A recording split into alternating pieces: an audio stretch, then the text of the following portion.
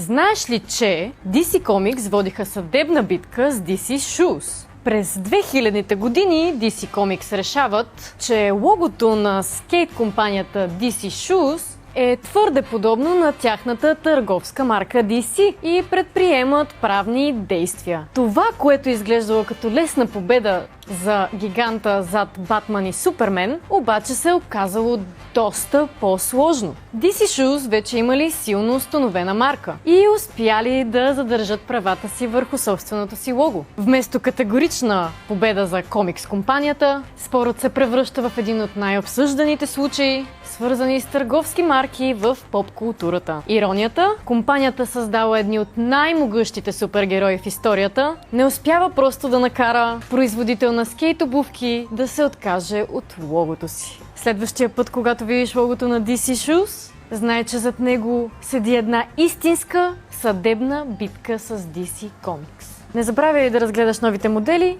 а имаме и големи намаления. Напиши долу в коментарите за коя друга марка искаш интересен факт и ще го предоставим. Чао!